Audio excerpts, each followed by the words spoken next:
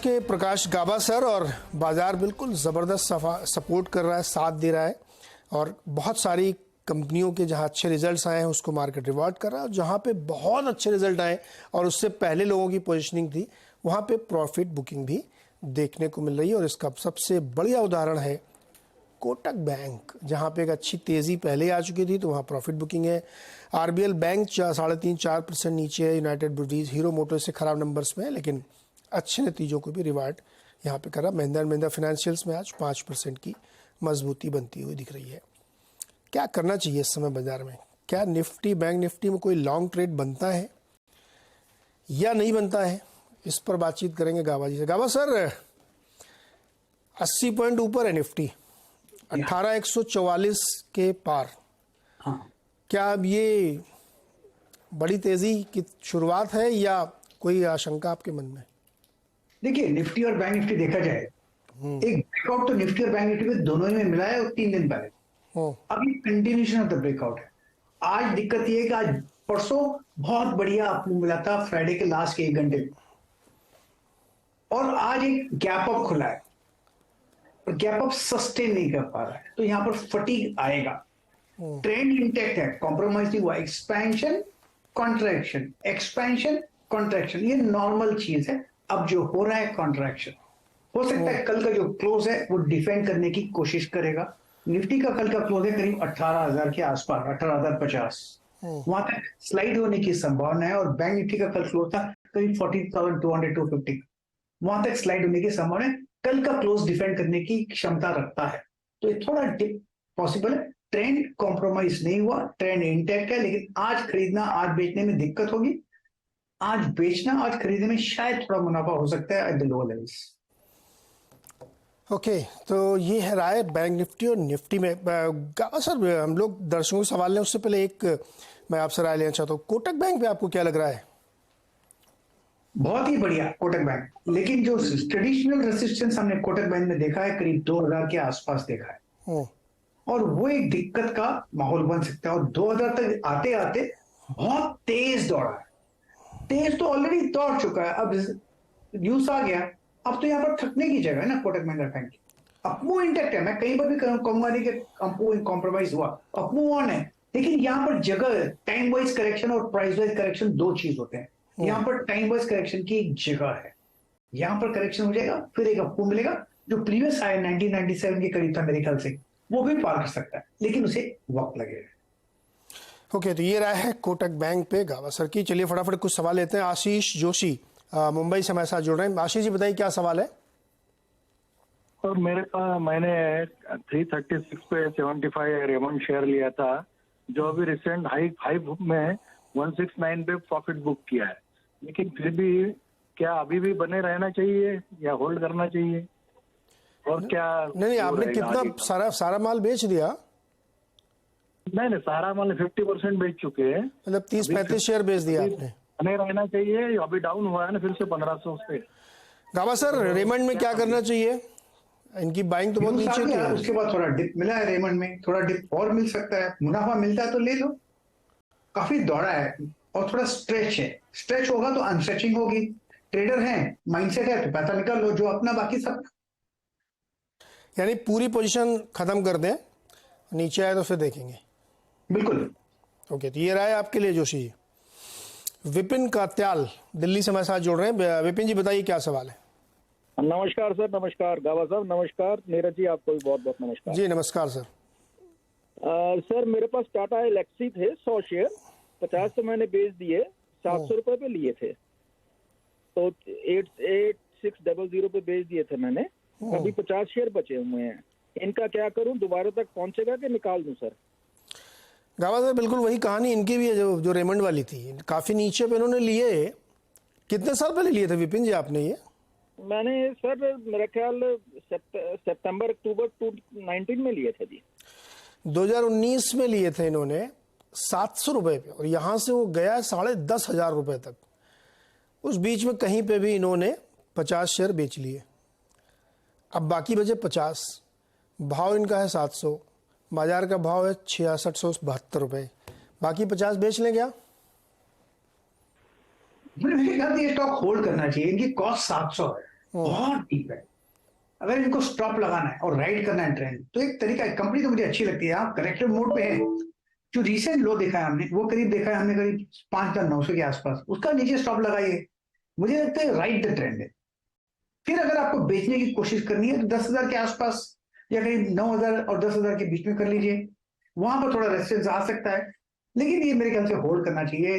Higher time frame पर, lower time frame पर bye mode पर है, लेकिन स्टॉप जरूर लगाइए 5,900 का।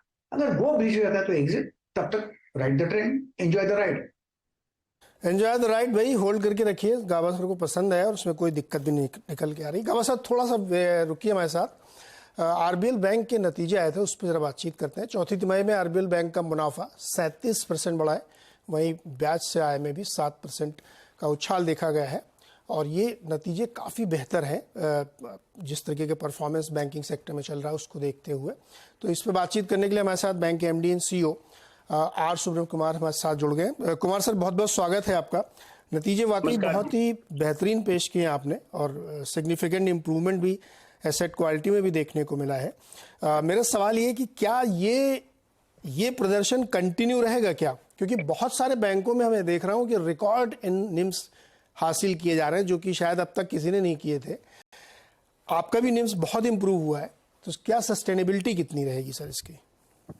हाँ जी, हमारा निम तो सस्टेन होगा, 5% के आसपास जरूर सस्टेन होगा, क्योंकि हमारा बिजनेस मॉडल में थोड़ा हम लोगों ने चेंज किया है। नाउ अवर एडवांस ग्रोथ का आप देखेंगे तो आपका रिटेल में जबरदस्त ग्रोथ हो रही है। पहले हमारा होलसेल और रिटेल का 50-50 रेशियो में था। अभी ये साल हम लोगों ने रिटेल को 56 तक पहुंचा दिया, 54 तक पहुंचा दिया, होलसेल को 46 तक है। आगे के लिए हम लोगों का यही उम्मीद है कि हम लोग रिटेल को 60% of the total advances books ले जाएंगे, 40% will be in wholesale. So retail में आप देखेंगे तो हमारा मार्जिन थोड़ा ज्यादा है। हमारा रिटेल का पहले सिर्फ क्रेडिट कार्ड और माइक्रो फाइनेंस था। हम लोगों ने जस्ट बैलेंसिंग करने के लिए 6-7 प्रोडक्ट नया अभी लॉन्च किया है। उसमें हाउसिंग लोन, लैप लोन, ये दोनों अभी जबरदस्त परफॉर्मेंस शुरू कर दिया है। Q4 में आप देखेंगे तो हमारा एक ही क्वार्टर में 900 करोड़ का हाउसिंग लोन का डिसबर्समेंट हुआ है। एंड हम लोग Q3 और Q4 का रिटेल को कंपेयर करेंगे तो हमारा रिटेल का डिसबर्समेंट डबल हुआ है, फ्रॉम 2,000 करोड़ आसपास से 4,000 करोड़ आसपास हुआ है। ये तो हमारा मार्जिन का इट बूस्ट, तो हमारा कॉस्ट डिपॉजिट थोड़ा आगे बढ़ेगा, फिर भी रिटेल के वजह से हम लोगों ने गुड निम कंटिन्यू कर सकते हैं। सर ये जो लोन ग्रोथ है आपकी पूरे साल के लिए, अगर हम ओवरऑल में देखें रिटेल को भी मिला के, तो वो क्या आप टारगेट लेके चल रहे हैं? अभी लास्ट ईयर में हम लोगों ने बताया था 15% करेंगे करके, हम क्लोज किया था 17% से। हम आगे के लिए मिनिमम 20% कर देंगे, रिटेल का 25% कर देंगे और दोनों मिलके total overall credit growth will be in the range of 20%। Sir बहुत ही एम्बिशियस है। इसमें मैं एक सवाल आपसे पूछना चाहता हूँ। आपने कहा कि एक महीने के अंदर या एक क्वार्टर के अंदर आपने 900 करोड़ रुपए के हाउसिंग लोन दिए हैं। अभी लेटेस्ट रिपोर्ट ये कहते, अच्छा ये सर लोन कहाँ है, किस ज्योग्राफी में ज्यादातर बांटे आपने? मुंबई आसपास? It is across the country, क्योंकि हमारा साथ है ना आरएफएल का ब्रांचेस भी है, 800 branches. It is a pan India growth है, it is nothing to do with Maharashtra. So हाँ, इसलिए मैं कह रहा था क्योंकि वेस्ट में जो सबसे बड़ा मार्केट है मुंबई, और इसके अलावा थोड़ा डाउन साउथ भी चले जाए, तो लेटेस्ट जो लियासस फॉरास और एनरॉक की रिपोर्ट कहती है कि अब एक ग्लट सा क्रिएट हो रहा है और रियल एस्टेट में थोड़ी नरमी आ रही है sequentially. Month on month number देखिए या क्वार्टर क्वार्टर नंबर देखिए, वहां पे नरमी आ रही है, ब्याज दरों का असर पड़ रहा है। स्टिल आपको लगता है कि हाउसिंग लोन इसी तरीके से चलेगा? ये मार्केट बहुत बड़ा है, हमारा मार्केट शेयर देखेगा तो 0.5% है। हम लोगों ने 0.5% का उसी में खेल रहे हैं, मतलब उसी में even if it is 10% 15% increase कर रहा है तो the overall market will not disturb us, हम लोगों को हिलेगा नहीं, क्योंकि we are a small player in that. हमारा area where we have established ourself, उधर opportunities in tier 2 and tier 3 cities are high है, उधर से हम लोग आगे बढ़ सकते हैं। It will not disturb us in our plan of action for next 3 years. Okay अच्छा सर, जो लोन रिपेमेंट हो रहा है ईएमआई में, क्या उसमें प्रिंसिपल का पोर्शन कम है, लोअर रियलाइजेशन है उसमें? दोबारा बोलिए, मैं मिस किया आपका। जो आपकी Q4 में जो EMIs वगैरह आ रही, जो लोन रीपेमेंट हो रहा है, उसमें प्रिंसिपल का पोर्शन कम है क्या? सी, आप ईएमआई का ऐसा होता है, शुरू में थोड़ा इंटरेस्ट ज्यादा होगा, आगे बढ़ने में तो प्रिंसिपल का कम होगा। क्योंकि ईएमआई में हम लोग यही देखा गया था, उनका 70 साल तक, हमारा average age of the borrower in the range of around 30-35, उन लोगों का और 25 इयर्स का रिपेमेंट का चांसेस है। इसलिए तो साइकिल ऊपर भी जाएगा, नीचे भी जाएगा। Since it is link to the repo rate, हम लोगों का it will not be a problem for repayment. Okay Kumar sir, बहुत बहुत शुक्रिया हमारे साथ जुड़ने के लिए, और शुभकामनाएं आपको अगले क्वार्टर्स और साल के लिए, क्योंकि बहुत एम्बिशियस टारगेट आप ले रहे हैं और मैं चाहता हूं कि अचीव हो ये, क्योंकि इकोनॉमी ग्रो कर रही है तो 20% की ग्रोथ हासिल करना कोई बड़ी बात नहीं होनी चाहिए आपके लिए। बहुत बहुत शुक्रिया सर हमारे साथ जुड़ने के लिए। Thank you very much. Gaba sir, RBL bank आपने सुना होगा, अभी कुमार साहब कह रहे थे कम से कम 25% की रिटेल ग्रोथ और 20% की ओवरऑल ग्रोथ हम हासिल करेंगे। कैसा लग रहा है आपको ये स्टॉक? अच्छा है, बैंकों के निवेश के लिए अच्छा है अगर करेंगे तो, लेकिन शॉर्ट टर्म में थोड़ी वीकनेस नजर आती है मुझे। साइडवेज जोन पर है, हायर टाइम फ्रेम में वीकनेस है, no doubt about it. Trade कर रहा है 157 के आसपास, थोड़ा डिप पॉसिबल है आरबीएल बैंक में, पॉसिबल है 145 भी देखने को मिल सकता है। अगर ये करते हैं तो बहुत अच्छा है, फिर वो मिलेगा, लेकिन फिलहाल तो शॉर्ट टर्म में डाउन लगता है। It's a sell RBL bank. तो आप ही करेंगे 145 के आसपास इसमें बाई करनी चाहिए? बिल्कुल, एब्सोल्युटली करेक्ट। 145 एक जगह है जहां पर खरीदने की संभावना है, वहां पर एक सपोर्ट मिल सकता है, वहां पर थोड़ी वैल्यू बाइंग आ सकती है। फिलहाल शॉर्ट टर्म में वीकनेस आरबीएल बैंक। गवा सर, एक कंपनी है आवास फाइनेंसियर्स। यस, ये इसका बात हमने शायद लास्ट वीक की थी। आवास, हाँ, A-double-A-B, इज इट? हाँ, AAVAS। हाँ, यस, वीक है, बिल्कुल वीक है। क्यों, इसमें क्या है, ये कैसे वीक है? 1398 पे ट्रेड कर रहा है साहब आवास। जी, ये तो वीक है, प्योर वीक है। आज आपको साइडवेज दिखता है, स्ट्रेच हो सकता है, इसलिए अनस्ट्रेचिंग पॉसिबल है, लेकिन चार्ट स्ट्रक्चर तो वीक है आवास, बिल्कुल। हायर टाइम फ्रेम वीक है, डेली टाइम फ्रेम वीक है, इंट्राडे में वहां फर्स्ट अटका हुआ है, लेकिन है तो वीक। कंफर्मेशन कहां मिलेगा? 1450 के ऊपर मिलेगा। जब तक 1450 पार नहीं करता, तब तक जो भी अपमूव मिलेगा मैं उसको डाउट करूंगा। लेकिन यहाँ पर स्ट्रेचिंग का अनस्ट्रेचिंग हो सकता है, लेकिन है वीक आवास। ओके, चलिए अगला सवाल लेते हैं सर। कमल गुप्ता जी हमारे साथ दिल्ली से जुड़ गए। कमल जी बताइए क्या सवाल है? सर मेरे पास 250 शेयर है टेक महिंद्रा के 1000 रुपए के प्राइस पर। क्या करना चाहते हैं आप? सर रखूं या सेल करूं? अच्छा, रखें या सेल करें? गावा सर बताइए क्या करें? टेक महिंद्रा को रखें ना, बेच दें? 1008 पे लिया, 1064 मिल रहा है। अच्छा आपको मिला है 2 दिनों में। ट्रेडर है, आधा तो निकाल लो, बाकी 1050 पे स्टॉप लगाइए, फिर 10-10, 15-15 रुपए का ट्रेडिंग स्टॉप करते रहिए। लेकिन मेरे ख्याल से लगता है कि आपको मिल सकता है। 1100 भी पॉसिबल है यहां से, लेकिन 1100 में रेसिस्टेंस आएगा तो उसके पहले ही निकाल देना अगर आपको होल्ड करना है। 1100 का इंतजार मत कीजिए, 1095, 1090 निकल जाएगा, नॉट नेसेसरली 1100 जो कि राउंड फिगर है, वहां पर रेसिस्टेंस आएगा। कमल जी ट्रेडर है ना आप? हाँ जी ट्रेडर है सर। तो भैया आधे निकाल दीजिए, फिर आधे में जो है स्टॉप लॉस लगा के होल्ड करिएगा इसको, क्योंकि मुझे लगता है, एक बात कहूंगा नीरज जी, निवेश के लिए स्टॉक मुझे बढ़िया लगता है। हाँ, लेकिन ये कमल जी ट्रेडर है सर। ट्रेडर तो निकाल लो, जो मिला अपना, बाकी सपना। जो मिले अपना, बाकी सपना। ये बात तो बिल्कुल सही है। मनोज अग्रवाल जी वडोदरा गुजरात से। मनोज जी नमस्कार, बताइए कि सर। नमस्कार सर, मेरे पास गुजरात अल्कलाइन केमिकल का शेयर है। 400 नंग की क्वांटिटी बाय किया हुआ है, वह 1035 रुपए का बाय का नंग है। 2 साल हो गया सर, अब इसका क्या करना चाहिए मुझे? और दूसरा सवाल है मेरा सर जी, इंडियन एनर्जी एक्सचेंज 4000 नंग है और 156.85 का है, क्या करना चाहिए उसके अंदर? गावा सर पहले तो गुजरात अल्कलीज तगड़ा नुकसान है भाई इनको। यस, क्या करें ये? अब फिलहाल मेरे ख्याल से होल्ड करना चाहिए। होल्ड का रीजन ये है कि जहां से बाउंस मिला है अराउंड 600 के आसपास, वो अच्छी जगह से बाउंस हुआ। हो सकता है थोड़ा इनको और सताए। ट्रेड करा है 688 के आसपास, अगर सताएगा तो, लेकिन फिर भी अपमूव मिल सकता है। जहां से अपमूव मिला वो जा सकता है करीब 800 की। आपकी कॉस्ट है 68, कितनी कॉस्ट है मुझे पता नहीं, 800 तक जाने की संभावना है। तो मेरे ख्याल से it's a hold Gujarat alkaline. और IEX में क्या करें? 156 रुपये 85 पैसे पे लिया है। IEX मैंने आज शॉर्टलिस्ट किया था सुबह कि आज मेरे ख्याल से इसमें अपमूव मिलना चाहिए, क्योंकि फ्राइडे के दिन बहुत बढ़िया अपमूव मिला था IEX में। IEX में वीकनेस और पिछले महीने हमने एक अपमूव देखा है। स्टॉप होना चाहिए 150 का और इसको होल्ड करना चाहिए। अगर यहाँ पर सस्टेन कर लेता है 150 तो हो सकता है 175 180 पे जा सकता। तो जगह तो अच्छी है और ऊपर होना चाहिए, मेरे ख्याल से अपमूव मिलना चाहिए, तो एक स्टॉप के साथ होल्ड कर सकते हैं 150। 150 रुपए का स्टॉप लॉस लगाइए, होल्ड करिए। अभी देखिए बीच में 17 अप्रैल को पीक डिमांड थी बिजली की, और इस साल पीक डिमांड का अनुमान सरकार ने लगाया था, लेकिन ऐसा मौसम बना है देश भर में कि मौसम बदल गया है। और ये IEX जो है इसी भरोसे में कुछ लोगों ने सोचा था शायद चलेगा, लेकिन बहुत मुश्किल है। बहरहाल स्टॉप लॉस लगा के इसको वैसे ही रखिएगा। अगला सवाल है SK शर्मा का, भीलवाड़ा राजस्थान से। शर्मा जी बताइए क्या सवाल है। हाँ नमस्कार जी। जी नमस्कार। हाँ ये मेरे पास अब द्वारका शुगर के 150 शेयर है 95 की रेट पे।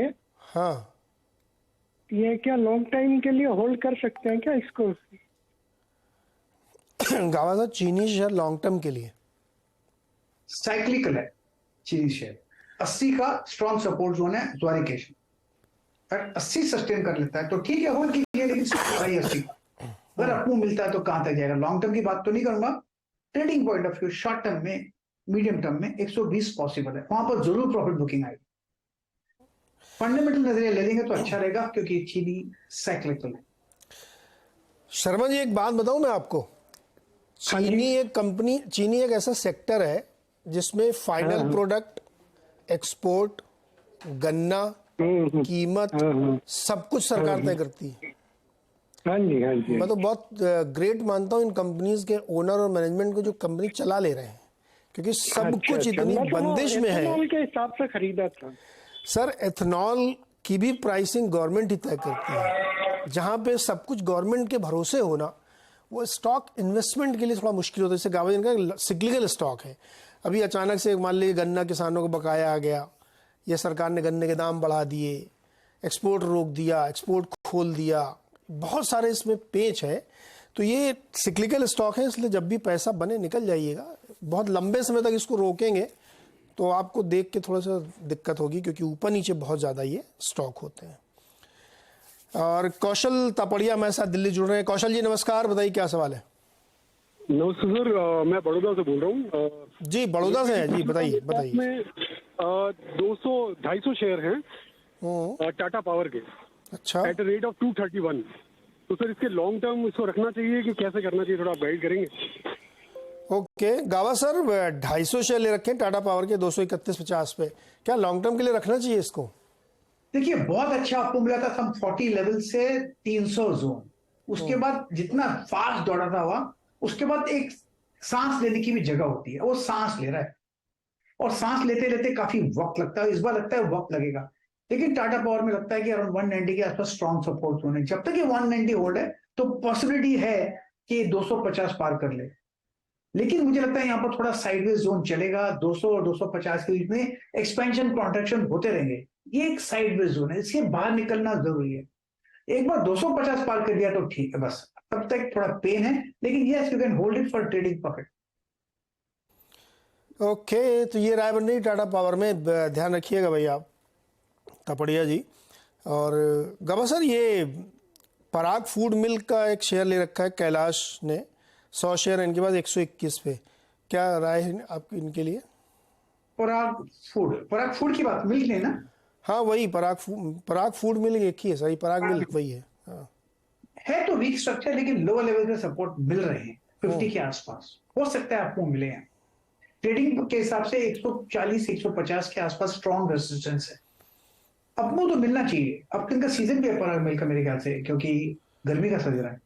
एक बार 150 पार कर लेगा तो अच्छा मूव मिलेगा, फिलहाल खोल सकते हैं, ज्यादा डाउनसाइड नहीं लगता मुझे। ओके गावा सर, इंडिगो पे राय बताइए। निधि सवाल है कि इन्होंने 24 शेयर ले रखे हैं 2024 पे इंडिगो मुझे चार्ट बहुत बढ़िया लग रहा था लास्ट वीक, इसमें मूव ऑन है, हायर मोड डिप्स मिलती है तो खरीदारी का मौका रहता है। 1100 से बाउंस मिला था, फिर अब 1700-1800 में स्ट्रॉन्ग सपोर्ट जोन है, अब मूव ऑन है, लगता है ये 2200 की तरफ जा सकता है, उसे भी वो हायर जोन देखेंगे। तो it's a buy on dips और होल्ड करना चाहिए इंडिगो। इंडिगो होल्ड करिए। बाई ऑन डिप्स है। पंजाब नेशनल बैंक खरीदा है संजय बरलिया ने 48.65 रुपये पे 17 अप्रैल को 1000 शेयर लॉन्ग टर्म के लिए, मार्च 2024 तक के लिए। सही किया इन्होंने। ठीक ही लगता है मुझे, क्योंकि हाई टाइम फ्रेम बेसिस पर बढ़िया बेस बना है। एक ब्रेकआउट की जरूरत थी पंजाब नेशनल बैंक में, वो भी मिल गया करीब 40 के आसपास। अब बायर मोड पर है, लॉन्ग टर्म के लिए लिया है। ज्यादा डाउनसाइड मुझे लगता नहीं है। अगर अपने मिलता है तो 80 पे भी जा सकता है, तो इट्स अ होल्ड मैं कहूँ। It's a hold. अच्छा, कवि नरेश निर्भीक हैं, इनका सवाल मजेदार है सर। इन्होंने 2000 शेयर लिए हैं इंडिया ग्लाइकोल के, इंड ग्लाइकोल 550 इंड ग्लाइकोल का कभी कभी दिक्कत होती है निकालने में, लेकिन मुझे ढूंढने में तकलीफ नहीं होगी ऐसा मुझे लगता है। इंड ग्लाइकोल उसका नाम है। हाँ, मिल नहीं रहा मुझे। लेट मी सी इंड ग्लाइकोल। 568 का प्राइस चल रहा है सर। नहीं इंडिया ग्लाई लिखिए आप तो आ जाएगा। IND कर दूं, INDG नहीं मिला इंड ग्लाइकोल। इंडिका नहीं मिल रहा है। मिल गया ना। हाँ, इसका पहले सवाल सुनिए सर। हाँ जी। 550 पे 2000 शेयर लिए हैं। हाँ। 1000 कब जाएगा ये पूछ रहे हैं। अब आप बताइए कितने साल में जाएगा, महीने में जाएगा। मेरे ख्याल से जगह अच्छी ली है हमने। अब जो नीचे आ रहा है, इस नीचे आने में वीकनेस, मतलब ज्यादा नीचे नहीं आए, यहीं पर रुक सकता है, फिर तो आहिस्ता आहिस्ता ऊपर जा सकती है। 500 की अब 568 पे ट्रेड कर रहा है। कितना टाइम लगेगा कहना मुश्किल, लेकिन 800 और 1000 के आसपास स्ट्रॉन्ग रेजिस्टेंस, वहां पर चला जाए तो वो एक प्रॉफिट बुकिंग का जोन बन जाता है। इन्होंने लिया है बाइंग जोन है, वीक स्ट्रक्चर, लेकिन बाइंग जोन पर लिया, तो मेरे ख्याल से वो इंडिया ग्लाइकोल। यूको बैंक लिया नीरज गर्ग ने 500 शेयर 29.20 रुपये के 2 महीने के लिए। राय बताइए। कौन सा लिया इन्होंने? UCO bank. UCO bank, well UCO bank hold करना चाहिए। 25 में स्ट्रॉन्ग सपोर्ट जोन है, हायर टाइम पे देख सकते हैं। पॉसिबल है कि एक अपमूव मिले। 25 का एक स्ट्रॉन्ग सपोर्ट जोन है, जब तक वो बरकरार है तब तक ठीक है। यूको बैंक एक अपमूव मिल सकता है। यूको बैंक अपमूव मिल सकता है, इसको आप होल्ड करके चल सकते हैं। गाबा जी बहुत बहुत शुक्रिया बातचीत करने के लिए और दर्शकों के बहुत सारे सवालों के जवाब देने के लिए। तो फिलहाल इस शो में इतना ही, और बाजार